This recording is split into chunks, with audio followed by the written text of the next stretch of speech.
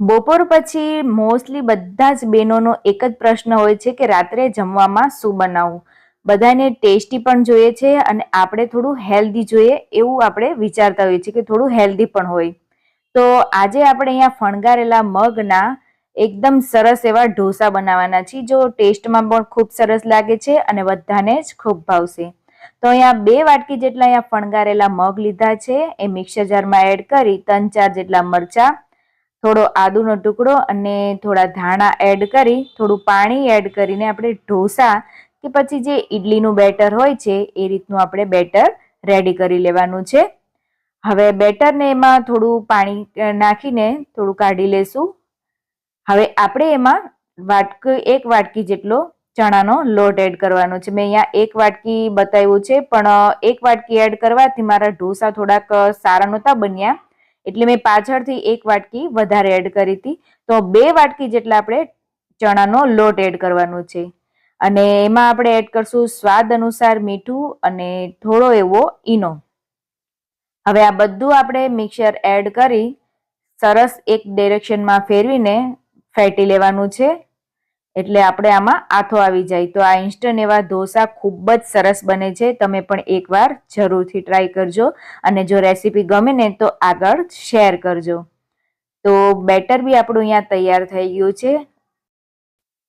હવે અહીંયા બેટરની થિકનેસ પણ હું તમને બતાવી દઉં છું. જે રીતે ઢોસાનું બેટર હોય છે એ જ રીતે જો આપણે આ જાડું જ રાખવાનું છે. જો બહુ પાતળું હશે, પતળું થઈ જશે તો આપણા ઢોસા જે છે તે બરાબર નહીં બને, અને છતાં પણ જો પતલું થઈ જાય તો થોડો તમે એમાં સૂજી એડ કરી દેજો.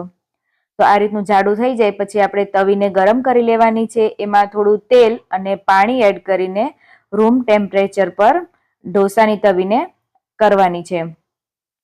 હવે જે રીતે આપણે ઢોસા બનાવીએ છીએ એ જ રીતે આપણે ઢોસાને બેટર વચ્ચે એડ કરી આવી રીતે ગોલ ગોલ ઢોસા આપણે બનાવી લેવાના છે. હવે આ ઢોસા ઉપર કેપ્સિકમ કે તમે કોઈ પણ જાતના વેજીટેબલ છે એ એડ કરી શકો છો.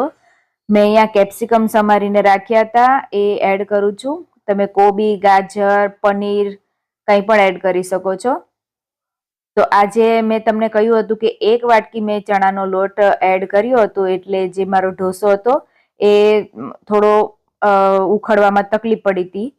એ મેં તમને સ્ટાર્ટિંગમાં જ કીધું હતું. આ મારો પહેલો ઢોસો છે, એ પણ હું તમને બતાડી દઈશ. જો બેટરમાં થોડું ચણાનો લોટ ઓછો પડે તો પ્રોબ્લેમ થઈ શકે છે.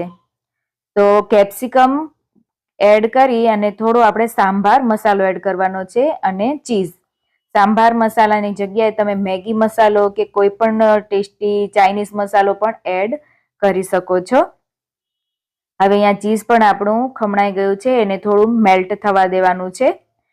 તો ટેસ્ટી એવો ડિનરમાં આ એકવાર ઢોસા તમે જરૂરથી ટ્રાય કરજો. તમને જરૂરથી ભાવશે, બધાને જ ભાવશે નાનાથી મોટા લઈને. અને ઢોસા કેવા લાગ્યા ને એ પણ મને કમેન્ટમાં જણાવજો. જો આ થોડો બેસન ઓછો પડ્યો એટલે થોડું ઉખડવામાં તકલીફ પડે છે. આ વાત તમને કહેવાનું ખાસ કારણ તો એ જ છે કે તમારા ઢોસા પણ બગડે નહીં, એના માટે જ મેં અહીંયા પાછળથી જે 1 વાટકી બેસન એડ કર્યું હતું એ પણ હું તમને જણાવી દીધું છે. હવે કિનારી પર પણ ખાસ તેલ લગાડજો, એટલે બેટરને આપણે ઢોસાને ઉઠાલવામાં તકલીફ ન પડે અને ઢોસો તરત ઉઠલી જાય. હવે ઢોસાને આપણે ઉતારી લેશું. આ પહેલો ઢોસો છે. હવે બીજી વારમાં મેં 1 વાટકી જે બેસન નાખ્યું હતું એ પણ ઢોસો હું તમને બતાવી દઉં છું.